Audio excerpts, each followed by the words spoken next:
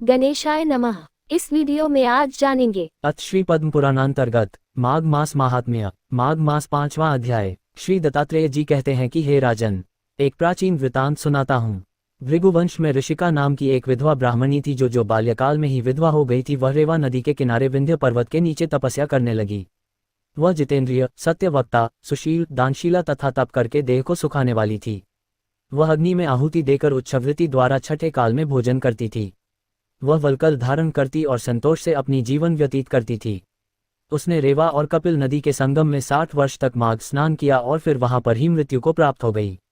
माघ स्नान के फल से वह दिव्य 4000 वर्ष तक विष्णु लोक में वास करके सुंद और उपसुंद दैत्यों का नाश करने के लिए ब्ररा द्वारा तिलोत्तमा नाम की अप्सरा ब्रहालोक में उत्पन्न हुई। वह अत्यंत रूपवती, गान विद्या में अति प्रवीण और मुकुट कुंडल से शोभायमान थी। उसका रूप, यौवन और सौंदर्य देखकर ब्रह्मा भी चकित हो गए।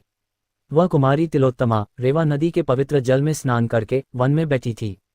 तब सुंद और उपसुंद के सैनिकों ने चंद्रमा के समान रूपवती को देखकर अपने राजा सुंद और उपसुंद से उसके रूप की शोभा का वर्णन किया और कहने लगे कि कामदेव को लज्जित करने वाली ऐसी परम सुंदरी स्त्री को हमने कभी नहीं देखी, आप भी चलकर देखें। तब वे दोनों मदिरा के पात्र रखकर वहां पर आए जहां पर वह सुंदरी बैठी हुई थी और मदिरा के पाने से विवल होकर काम पीड़ा से पीड़ित हुए और दोनों ही आपस में उस स्त्री रत्न को प्राप्त करने के लिए विवादग्रस्त हुए और फिर आपस में युद्ध करते हुए वहीं समाप्त हो गए। तब उन दोनों को मरा हुआ वह देखकर उनके सैनिकों ने बड़ा कोलाहल मचाया और तब तिलोत्तमा काल रात्रि के समान उनको पर्वत से गिराती हुई 10 दिशाओं को प्रकाशमान करती हुई आकाश में चली गई और देव कार्य सिद्ध करके ब्रह्मा के सामने आई। तो ब्रह्मा जी ने प्रसन्नता से को कहा कि हे चंद्रवदनी, मैंने तुमको सूर्य के रथ पर स्थान दिया। जब तक आकाश में सूर्य स्थित है नाना प्रकार के भोगों को भोगो। सो हे राजनु, वह ब्रह्माणी अम्ब भी सूर्य के रथ पर माघ मास स्नान के उत्तम भोगों को भोग रही है। इसलिए श्रद्धावान पुरुषों को उत्तम गति पाने के लिए यत्न के साथ माघ मास में विधिपूर्वक स्नान करना चाहिए। इति श्री पद्म पुराणांतर्गत पंचमोध्याय समाप्तः।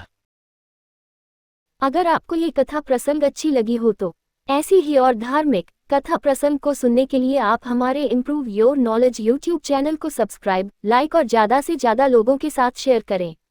अपने विचार हमें कमेंट बॉक्स में जरूर भेजें। धन्यवाद।